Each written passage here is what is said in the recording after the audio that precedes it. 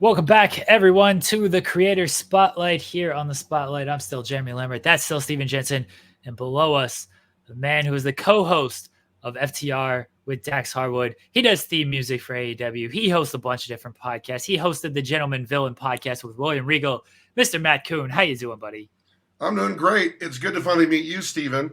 And it's good to see you again, Jeremy. I know you had to miss WrestleCade because of COVID, but we had such a good time connecting there the first time. And thanks for having me on. And I'm glad we could finally make it happen. I mean, we were talking off air about this gentleman. We'll bring him up on the show. Our buddy Cassidy Haynes from Body Slam, a great guy, and he connects everybody in the world of wrestling. I just did an interview with Jordan Oliver, and he talked about how he was hanging out with Cass and put him through the ringer in the gym, and just talking about what a nice guy Cass is. So yes, Cass is the absolute best, and he was the one that introduced us at wrestling. Absolutely. 2 years ago now at this point. Yeah, absolutely. Cass is great. And when we met 2 years ago, I was absolutely not involved in anything with wrestling. I never wanted anything to do with wrestling again or any podcasts. And nobody gave a crap except Cass. Like, Cass is still my friend no matter what. And so I'll never forget that. And that WrestleCade was so fun because I got to meet you. I got to see Sean again. And we hung out and had a great time. And hopefully we'll do it again. I will be there this year. Brian Danielson, my future podcast co-host. Sorry, Steven Jensen. Are we going to fight over this? I'm really trying to get this Danielson podcast at some point. I don't actually think it's going to happen. I don't think he would do a show with like a fat meat eater, non-recycler like me.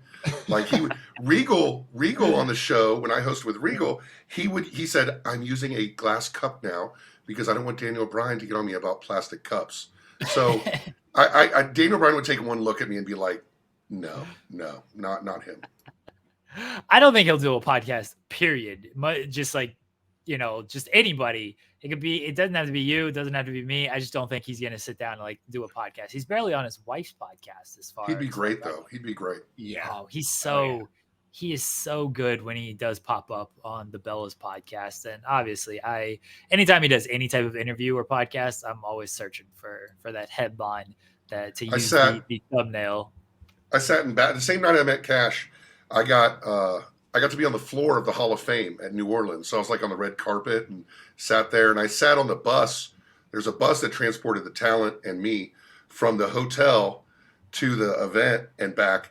And Daniel Bryan and Bree were sitting right in front of me the entire time. I went up and talked to Dax, introduced myself, and I couldn't say a word to Daniel Bryan. I was way too intimidated. That guy is, man, when you go down the list, people talk about Mount Rushmore.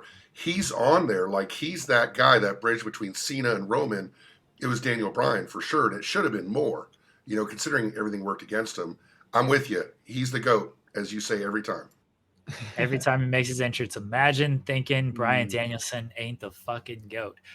Matt, let me ask you the first question here. Just how did you get started in the wrestling media landscape or the wrestling content creation landscape? It's great. Like it started because I got divorced like 10 years ago, blissfully so, but still divorced. And I had a 10-year-old kid who loved wrestling. I loved wrestling. So I'm saying, man, I'm going to take this fucking kid to WrestleManias. Like, what's going to stop me? Nothing. So we started going to WrestleManias. We went to WrestleCades. We started doing all this stuff. And one day I turned to him and I said, I want to do something in wrestling one day. And he goes, what? I go, I don't know. And then this show came on. This podcast came on called Something to Wrestle With. And man, it was something else. It was funny. It was combative. It was just something else. And I wrote the guy who hosted it, Conrad Thompson, to go, hey, if you need help with research, I'd be glad to do that. I thought that would be my thing. It sounded like a fun thing to do. And before I knew it, I sent him a song. Before I knew it, I was on a call with Bruce and Conrad. Can you make us a theme song? And I knew that was my opportunity. I knew that was it. Like, because I make music and I spent I don't even want to say hundreds of hours on that theme song, Something to Wrestle With. Got in the circle a little bit. And then Conrad started putting me up for podcasts. I think it was some podcast he just didn't want to do. And he said, oh, I got a guy, And so I became friends with Conrad. I started doing pretty much any podcast that would have me. I learned on the job, no radio experience, no public speaking experience, learning on the job with Johnny Fairplay and Terry Runnels and Dutch Mantell and Medusa and all these podcasts I did. And then finally caught on a little bit with Robbie E. We did a podcast called Why It Ended. And so as this is going on, I'm still making music. I love making music. So I got to make some music for some podcasts, and then, other opportunities came their way. But that's pretty much how I got into it. Mainly a DM from me to Conrad Thompson. So kind of like bridging all that together. So you obviously had to have been a really big fan to like have the knowledge to be able to do these kind of shows and have the confidence to like put you in those kind of positions. And I know you said you didn't have like any kind of formal like radio experience, but was it something you always kind of had in mind with your music background that you wanted to do something in radio? And I guess, are you just a massive wrestling fan, like lifelong, to the point where you just love it so much, you just got involved, and the next thing you know, like, did they like your voice? Did they like your research? Like, it had to have been more than them just giving you an opportunity. You know what I mean? It was more the second, where my whole life people are like, you should do radio. You got this voice. And I do have a voice. Like, I do have this deep voice that sounds good on the air. But I've never had, I was a stutterer until I was 23. Like, I could barely talk, And so the thought of doing a podcast, I guess I've been a lifelong fan. I'm a nerd. I'm a wrestling nerd. I was a secret fan for so long. The last 5 years, I've gotten to not hide that I like wrestling, because I make money in it, so it's not as shameful anymore. Absolutely. But for years, especially, I'm 50 years old. So in the 30s, when I was in my 20s and 30s and married and doing all that, I was still watching, but very secretively. I bought the DVDs, didn't have any wrestling friends. And when this opportunity came, I think it was about that I worked hard. I was passionate, and I did extra. Same thing we've all done. You find a guy like Conrad, or I found a guy like Victor Wooten, who's a great musician, and I'm just going to volunteer my time, not to really get in, because I loved it. It's definitely, hard work, especially in this line when it comes to wrestling, just will get you everywhere. And then the people who, for whatever reason, decide it's not for them, or they come down from it, they don't get those opportunities. But yeah, it is funny how anybody can get wherever. When you just said it was a message to Conrad, hey, I'll research, and then it just ballooned from there and turned into various podcasts. Now you did mention, when we met at WrestleCade, you said, I'm done with everything. Like, what happened between of, hey, I'm doing all these podcasts, and then, all right, now I'm just kind of done here? There was definitely a falling out with me and Conrad. There was definitely a falling out, and it had to do with a third party, a third person who still works with him, who did something awful and terrible to me. And I took it on the chin.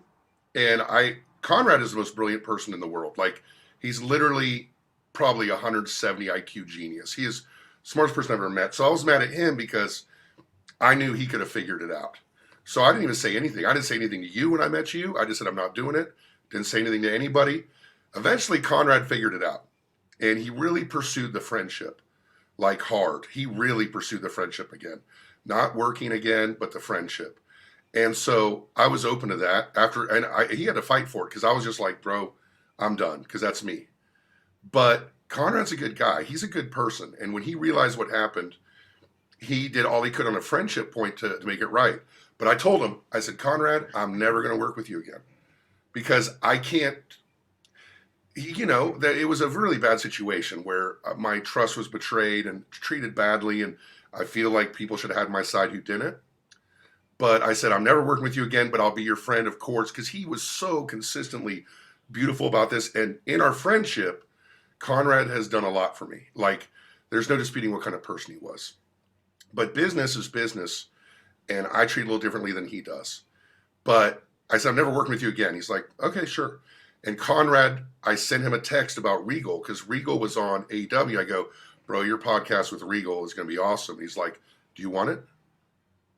I'm like, I'm not producing anymore, dude. I'm done. I'm not doing this. He's like, no, do you want to host it? And I'm like, that motherfucker. Look at him. He got me. Because it was like, before I knew it, I was like, yeah, sure. This is great. Let's do this and let's do that. And I was back in. And I think he knew I'd do a good job. But I really think it was an extension of our friendship. And I'm grateful for the friendship of Conrad. He's one of my best friends for sure in the world.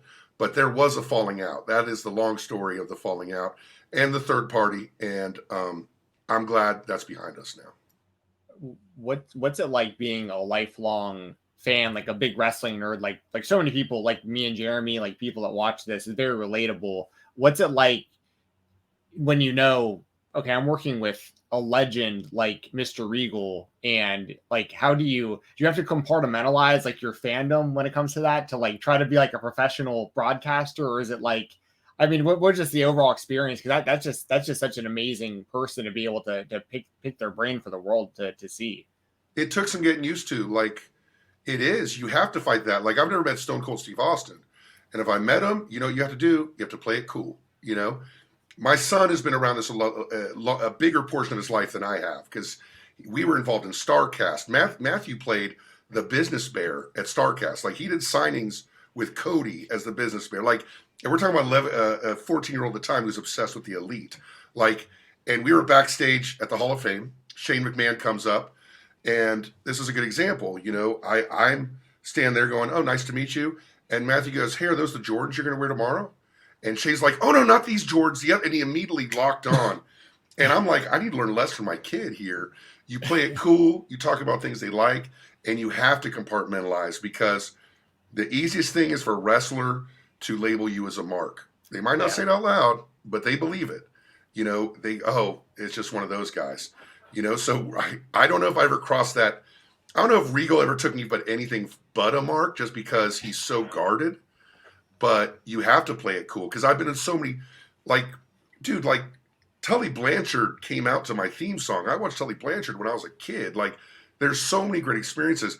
I hung out with Lex Luger an entire day. Like, these are things that are insane, and I never lose it. And it's these moments that Conrad and I have had where we look to each other and we go, "This is pretty fucking cool, right?" And he goes, "Yeah, this is really fucking cool." And then we have to go back and play it cool, you know?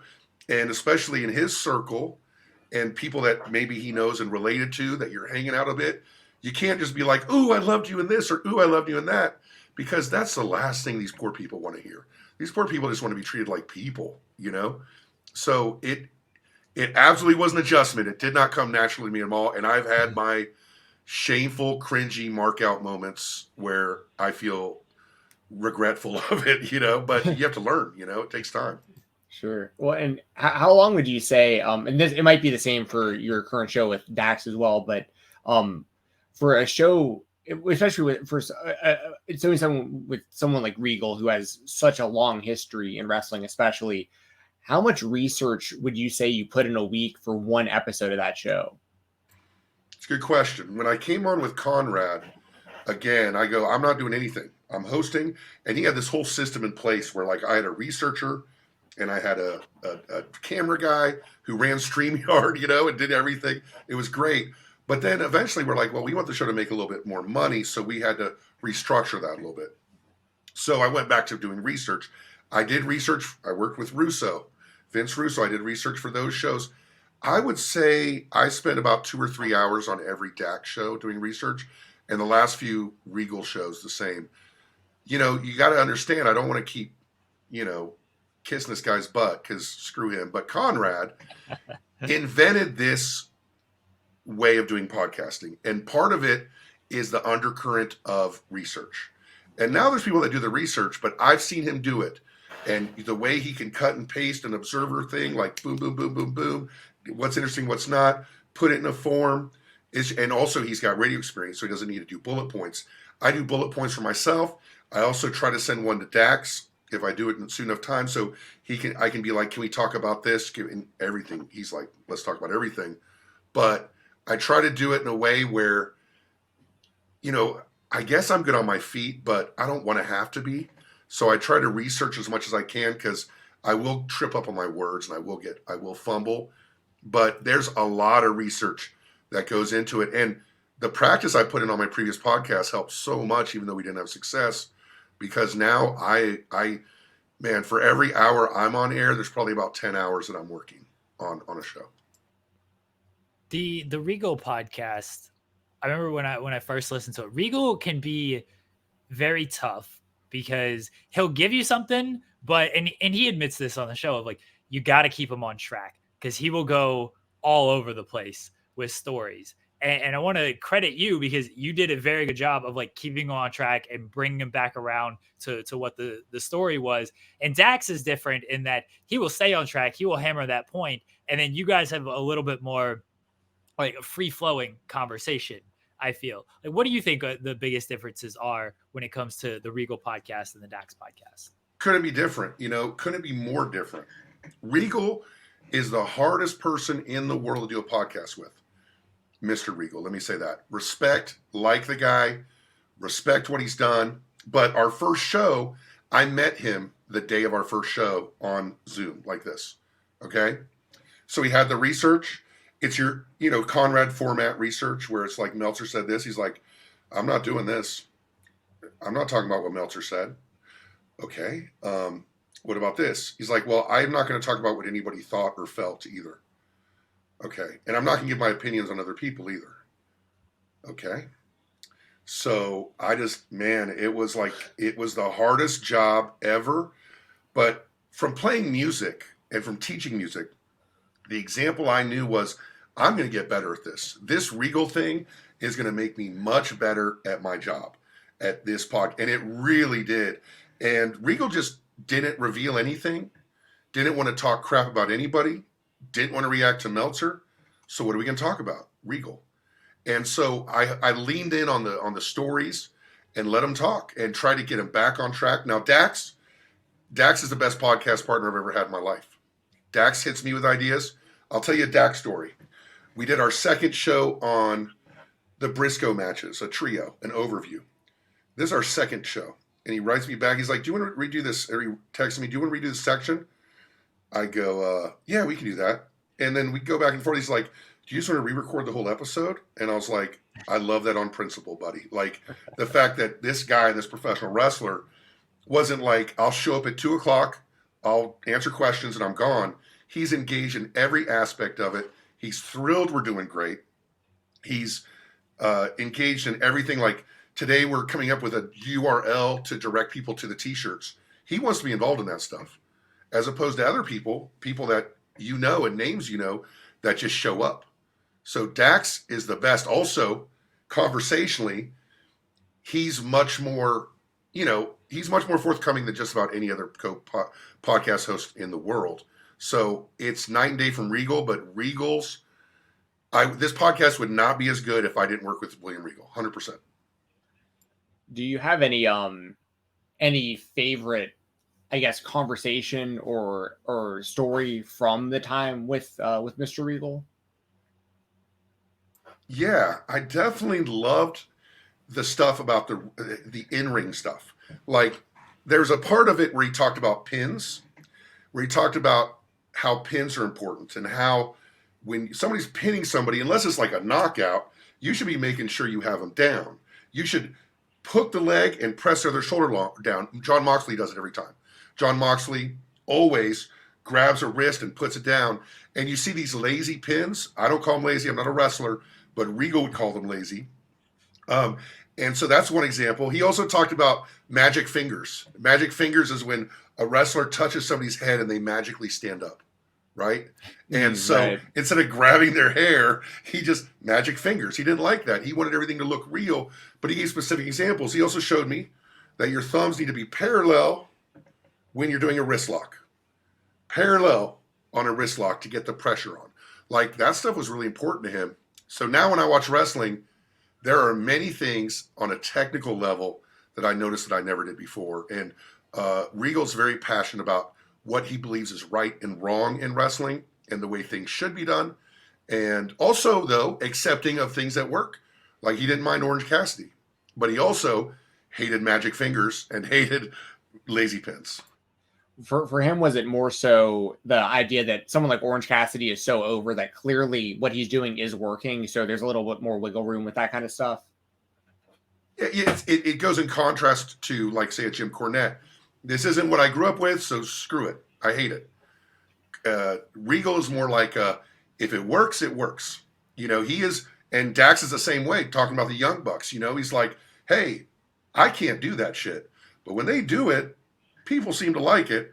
So I'm for it, and that's the same way with Orange Cassidy and Regal. He gets the idea. They get the idea that the most important thing in wrestling is connecting to fans and getting over, as opposed to sticking to tradition in the face of possible opposing logic. Gotcha.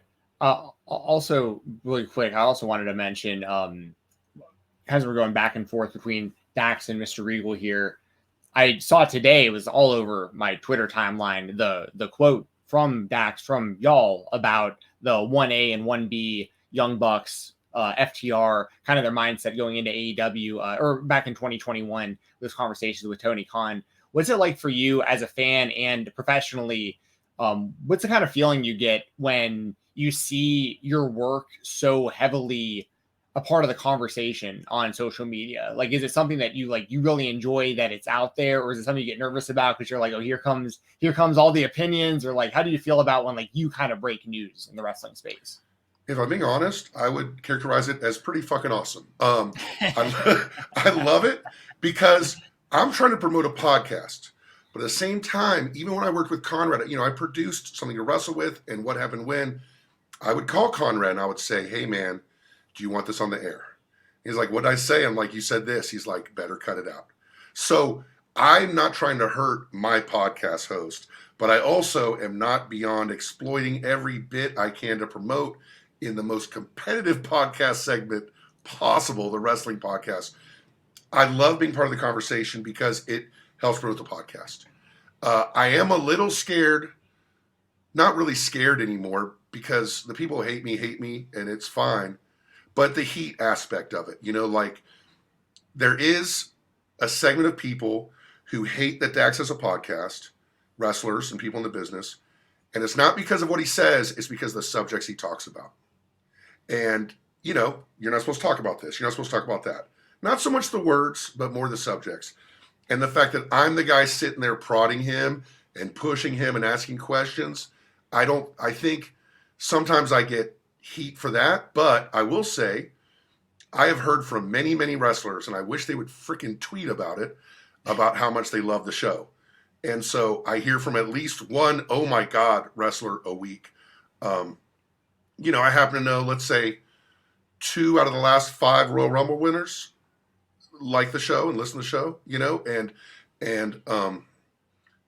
that's there's a world champion of the last couple of years hates the show. And so it's a really interesting thing to see that social media. But honestly, I do love it and I do want it because, dude, there's 5,000 podcasts out there and we want to be part of that conversation. And if we're not, there's good podcasts like Albus podcast with Matt Hardy is great, but you have to become part of the conversation and get yourself out there and find that that's a big part of it, is becoming part of that conversation.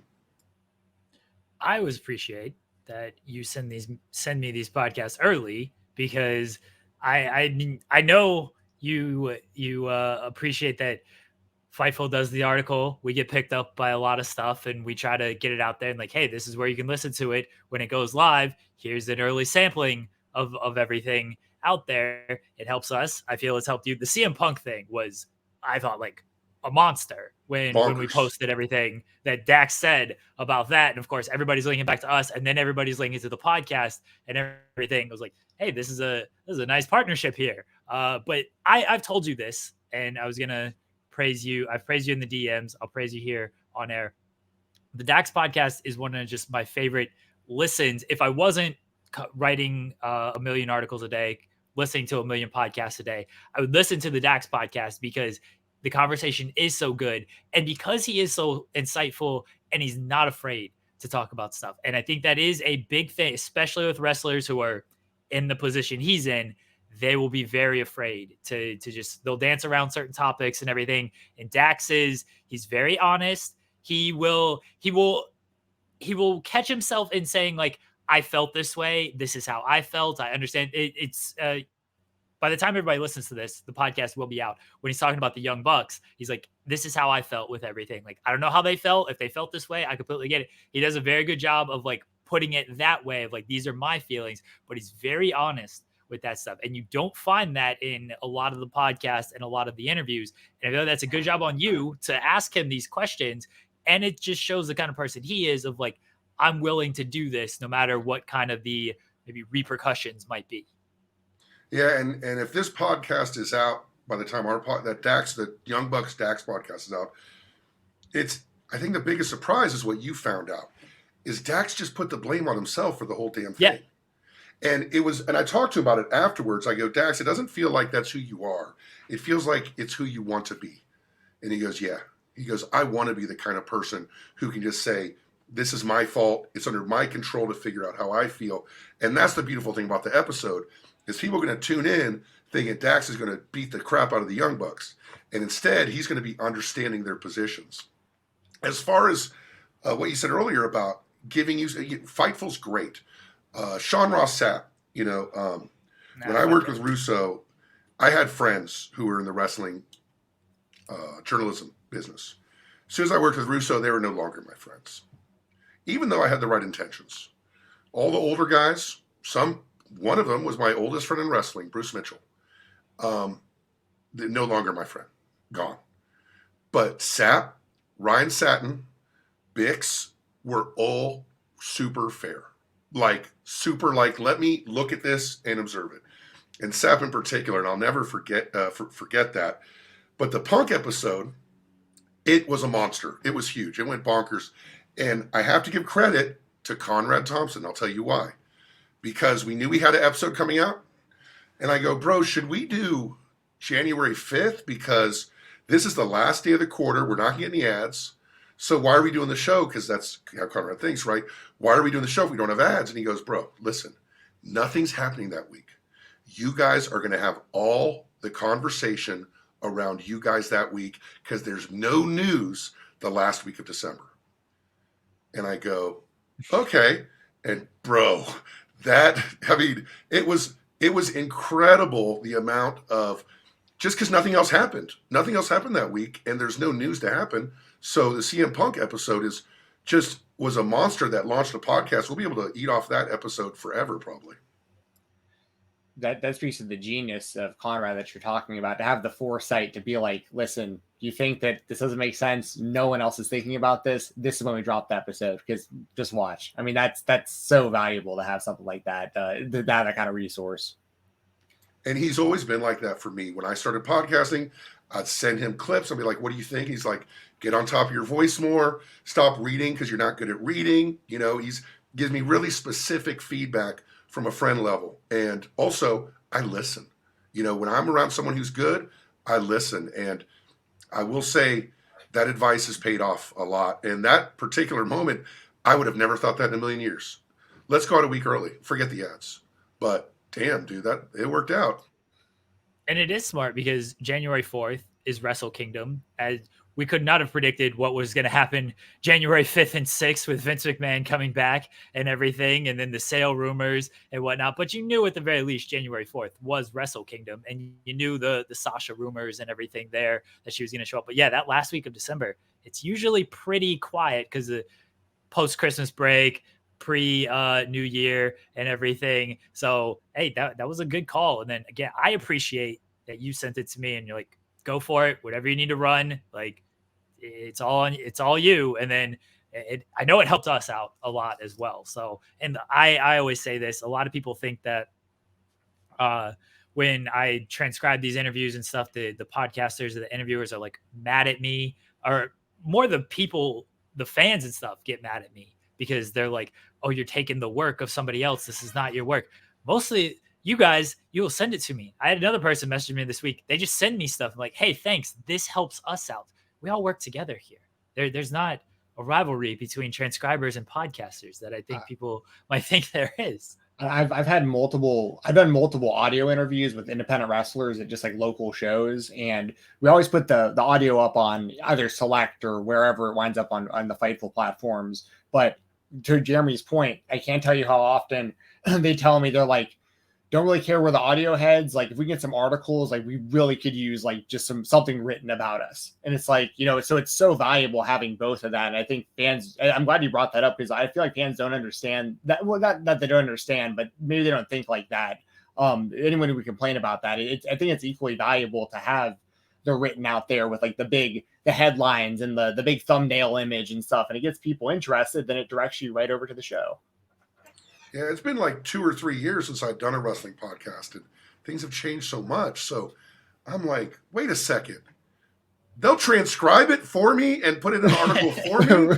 Right. Because the way it used to be is I had this mailing list, like Meltzer, Nick Houseman, blah, blah, blah, everybody, Sap, everybody. And I would write bullet points, and I would have, here's a quote from the show, and hopefully someone picks it up. These podcasters now don't know how good they have it. You got a guy like Jeremy who's literally transcribing us, putting out press releases for us. Like, that's how they should look at it, because it is such a beneficial thing to all of us, and that's why you're always like, thank you. And I'm like, no, thank you. And you're like, no, thank you. And I'm like, no, thank you. Because this used to be work, and now it's taken out of my hands, because it also shows why Fightful is leading kind of the wrestling industry right now, or the wrestling journalism industry right now, because you guys do the work. You're not resting on laurels. You're putting those hours, and it's paying off, absolutely. Yes, sir. The biggest Cody fan in the world right here. I love Steven him. I Jensen. love Cody Rhodes. I'm so happy with what I saw last night. I have confidence they are going to go all the way with him here. So that's what I'm. I love Cody Rhodes professionally, and I love Cody Rhodes personally. Cody Rhodes, have you met him? I actually went to high school with him back in the day. We were on the same wrestling team at Lassiter in Atlanta. So I have this unique perspective of like seeing his high school wrestling career like through OVW and like everything like since. I'm massive fan. So I'm very heavily invested. I have about 2 decades worth of investment on seeing WrestleMania go his way. So, I unfortunately don't have like constant communication with him currently, but whenever I get the chance to see him, he's honestly, he's a great guy. So I'm glad all the success that he's having. Well, it's not like we're buddies or anything, but he knows who I am. We know each other. And the funny thing about Cody is the guy who is most like his on-air character. There is no difference same suit, same look on his face, the way he talks about things and how proper he is and how professional he is. He's that guy all the time. And he never takes a break off for being Cody Rhodes. I love that about him. And the journey he's been on, I am just thrilled for him. And I think he deserves every damn bit of it. And I hope he gets, as big as a Sami Zayn fan I am, I hope he gets all of it. Well, that was my next question, because this is actually a question we can kind of ask some of our guests leading up to WrestleMania, because it is a big conversation. If it was up to you, would you go with Sami Zayn winning the title off of Roman Reigns, or would you have Cody Rhodes do it? At this point in time, I'd go with Cody. There was a point in time I liked the idea of Sami getting an injury angle and sitting WrestleMania out and Sami getting the SummerSlam main event. I like that idea at first. But now they've gone this far, you got to go with Cody, because, first of all, Cody's story is still great. And Sami's story, while it burned really hot, it might fade as quicker as a result. But I think the answer is Cody's got to get really involved in the Sami thing. Cody's got to be the white knight to Sami. He's got to rescue Sami. He's got to put Sami on his shoulders. He's got to say, Sami deserves this shot, but I've got it. I know you guys are with him, but please come with me, because Cody can pull that shit off. Cody is the guy, and I believe people in WWE, I believe people in the TV industry believe Cody's the guy. And that's important. That's why Kofi lost the title so quick, because they wanted Brock to have the title. And I believe if Roman's going to take some time off, or Roman's not going to be around forever, or Roman doesn't need the title, it's got to be Cody. And I love Sami Zayn. 5 years ago, 6 years ago, I'm talking shit on all these wrestlers in front of Conrad. Conrad goes, who do you like, Koon?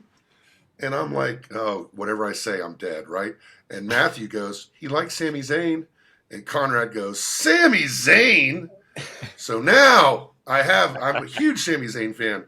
But I think him as champion is miscast. There's no reason he needs it. This Elimination Chamber should be the big moment.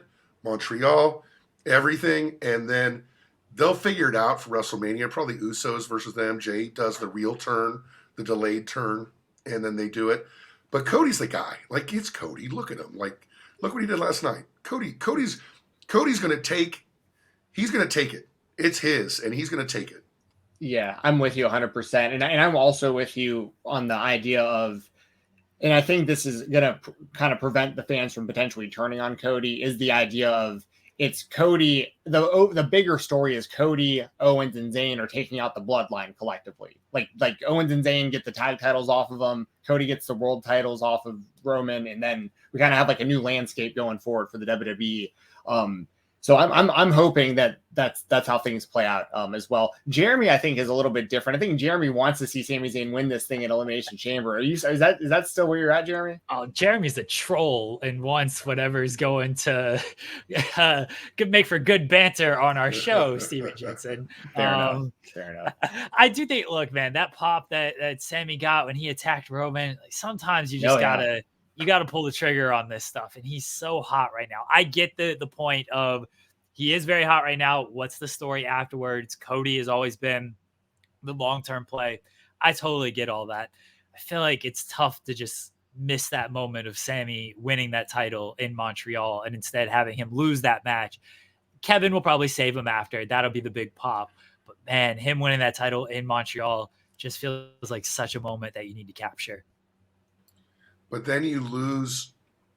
Like, what do you do at WrestleMania then if Sammy wins? And that's the issue is, like, where do you go from WrestleMania? Well, I think you just do Cody and Sammy at WrestleMania. I understand in the story it might not be as great. You got 800 writers. You got your Reddit gift basket booking. Figure out the story when it comes to that. But Sammy, sometimes you got to make that moment. But I get it, especially because I don't think this is a situation where. And people who are listening to this now have probably just heard Steven Jensen and I talk about this for half an hour on our show. Yeah. I don't think this is a situation where people are going to turn against Cody. You ain't turning against Cody. That man is so over and so beloved by the audience that it's not going to be like, oh, we want Sammy. Sammy will unfortunately lose at Elimination Chamber. And then the next night on Raw, Cody will say something or do something and be like, let's go, Cody. Let's get into WrestleMania. We're all in on Cody. Well, they kind of alluded to it last night, like Cody, like getting them to chant for Sammy. Like he's not avoiding it so that it's not going to, he's like getting out ahead of it. It feels like, yeah. He's so really smart. Like, I do love Cody. Here's the thing is that, if Sammy wins, you could go Sammy versus Cody on Saturday, this babyface, battle for the ages. Cody wins, handshakes, but he's got to take on Roman on Sunday. Like, Cody 2 times works for me. Roman 2 times doesn't. And people compare to Daniel Bryan, and the difference between Daniel Bryan and Sammy is that there was no Cody Rhodes at all during the Daniel Bryan thing. It was Dave Bautista, who people were waiting to hate. People were waiting for this to turn on this guy. So they're not going to turn on Cody. And if they do, I have faith in him to turn it around. Like, Cody's the dude. Yeah. He's going to put himself through a flaming table again to turn. I was there live in Atlanta, dude. Great moment with man. Andrade. Yeah, I got to see him do that live and the cage, the moonsault on Wardlow. Got a couple good AEW Cody Rhodes moments. While I referenced both of those in the Dax podcast this week about him putting over the younger talent. Wardlow in the cage, setting himself on fire. Darby, Sammy, like, dude, the guy just gave and gave and gave. Like, you can't have any issues with how he was in AEW. At least, I don't know, behind the scenes, but front of the scenes, he was awesome. And he set himself on fire, like, for real. Like, it's insane. Yeah. Well, Matt, I was just gonna say, Matt, just so you know, I already liked you based on knowing you through Twitter. I like you way, way, way more even now. So I really agree with everything you're saying about Cody right now. I really appreciate Cody Rhodes uniting everyone as usual. Well, I had to live through the standing up for this guy when the entire AEW audience was booing him. You know what I mean? So it's like, it's good. It's refreshing to see people that are like fans now and like getting behind him for this. And that, I'm excited for it. So circling back to the Dax podcast that just released, what I did love about this one is it wasn't just focused on, hey, let's talk about FTR Youngblood. You guys reviewed like the whole Full Gear card and talked about everything, all the matches from there. And like, what were your thoughts on this? What was going on at this time? And again, Dax, to his credit, very honest about, his thoughts and how he was thinking. I loved when he was talking about Orange Cassidy and like, yeah, I can get why, some people might not like it. And, at first I was kind of weary, but like then you understand what he's actually doing. Like, you can't say he can't work. Like, you just can't say that. And once you get it, you get it. But I love that he, again, unafraid to just kind of talk about his peers in that manner. We brainstorm a lot about the shows and about the subjects. And so he wanted to do all of Full Gear because he didn't want to just be like, we're talking about the Young Bucks. Like, he didn't want it to look like we were exploiting that situation, especially to them, right? Especially to Tony Khan, where we're like, oh, we're just stirring shit up to get downloads, you know? We're telling the story that took place in this wider story. So that gave us what one might call plausible deniability. But at the same time, it also gave us opportunity to talk about these other things because we're hopefully going to have a podcast for a long time. And if we do, we're eventually going to have to talk about pay-per-views that Dax wasn't in. And people are going to have to be interested in his insight. So let's go for it. And as you see, this is Dax is a Conrad listener. He's a guy who listens to what happened when, and so he gets it. First time I said Blue Chew, he just was so happy. I've never seen a happier guy in the world. The ad read that you guys are doing with Blue Chew, and then his daughter comes in, and this is one of the greatest moments in podcast history. I think it was the dog collar episode that you guys did. But I forget which one it was. But my God, it was because it was already bad because he brought his wife in and she figured out what's going on. He's like, put all this Blue Chew, and she's like, stop. And I'm already laughing. And then all of a sudden I hear Dax go, oh my God. And Finley's standing like right there. And I'm like, oh, that's it. That's it. Shut it down. The daughter, that little girl walking on the Blue Chew commercial. There's no coming back from that. No, it was so hilarious though. And I'm like, oh, they're going to cut this from the final thing. And then I listened to make sure it was there. It's like, oh no, it's there. Let's go. It was so good. It was so good. That's the key. Another thing I've learned about podcasting, you have to keep those real moments in, right? Like there was a moment when we talked about Jay Briscoe, there was a moment where we had to kind of transition the show. And I'm like, I don't know how to do this. And I'm like, you want to take a drink? He's like, yeah, let's take a drink. And I listen back. And I think I said something like, I'm going to edit this out. And I listened back. I'm like, let's keep that in. That's real. That's a real thing. And I think the audience appreciates the honesty. Yeah, for sure. Agree, yeah. When it comes to making music, to circle back to this, you've said, the FTR song that you all like and enjoy. I'm the guy that made the FTR song before that, but still very cool that FTR, Tully Blanchard are walking out to a song that you did. It is. And, I want to hate Mikey Ruckus. Like I really do. Mikey Ruckus is in my same zip code, has played in bands with guys that I've played in bands with. Never met him, but we're in the same circle.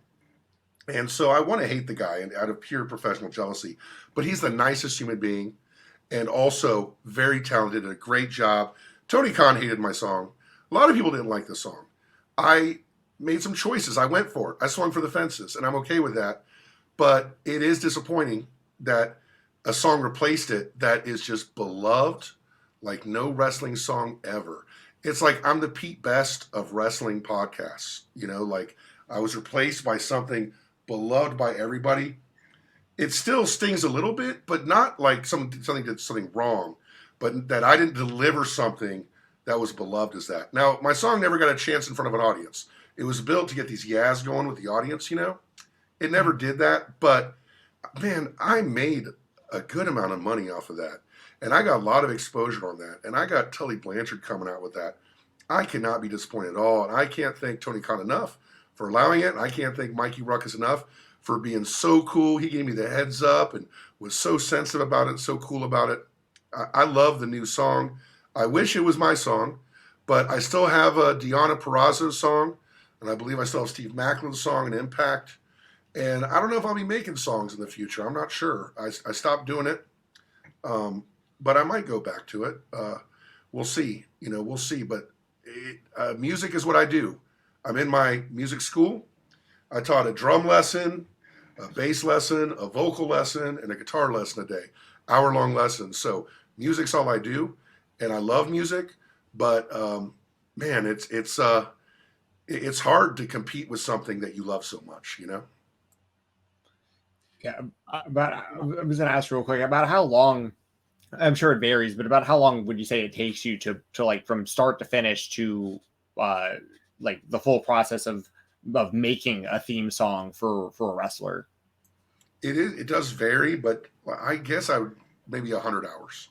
Wow. I put in time, man. I put in time. I don't have a great studio. Like it's in my family room, really. I have good software, I have decent guitars and decent amps, but I don't really have a studio setting where you can get great sounds out of. So I have to work really hard on that. Deanna's was easier because so much of it was synth, and so much of it is like I'm doing this with my hand. You can't see. So much of it is like keyboarding to do string sounds. With the Dax thing, I had to play a lot of guitar solos and stuff, and so I get crazy. I get insane about details. I'm not an organized person. I'm not a detail-oriented person. But when it comes to music, I am. So I will obsess, and I got to step away because I'll just keep going. And it's my favorite thing in the world to do, I'd say, is to make music. My favorite thing. Is it something where do you put together like a few different, or just like maybe pieces of a few different songs and kind of get a feel for like what is and isn't working? Or is it something where you kind of get an idea and you just kind of go all in on it, and it's kind of a process for one song? Or is there collaboration there also with the wrestlers, of them giving you feedback as to like, I feel this for my character, but not that kind of stuff too? Both Deanna and FTR had a lot of feedback into different versions of the songs. So, and I don't mind, because the idea is I'm giving you a song that you're walking out to for a long time, maybe a little less for some people, but and that is a very involved process. Oh, I like this here, I like that there. Deanna's like, hey, this sounds like a Zelda theme song. I don't like it.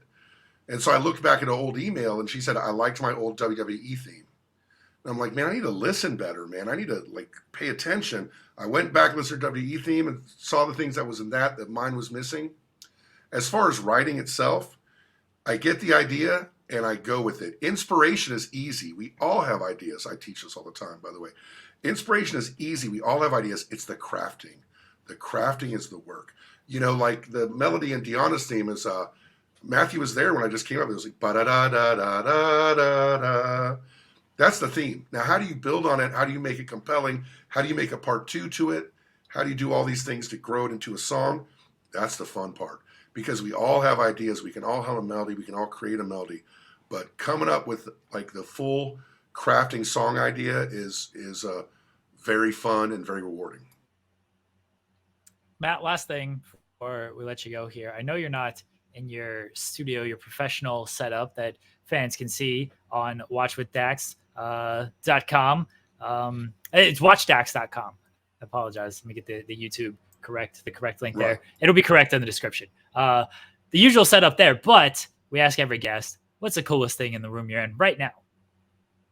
If you can go pick it up and get it for us if you're able to. Yeah. I'll get this. I love this Charlie Chaplin statue right here. It's a music box, and I've had it on my mantle here at Mako Music for like 10 years. And I made it. We have kids who go to camps here, and they go to every camp. And I'm like, I wonder if I buy a second one, if they'll notice. And I put a second one on the mantle, and nobody noticed it. So then I bought a third one at eBay. This is an old music box, and nobody noticed. It was the most hilarious thing. Me and a student of mine, we just laugh. We're like, is anybody gonna notice? But this Charlie Chaplin statue, I don't know if you guys like Charlie Chaplin. Modern Times was worth a watch. It plays this song called Smile. And Smile is a song that he wrote for the movie Modern Times.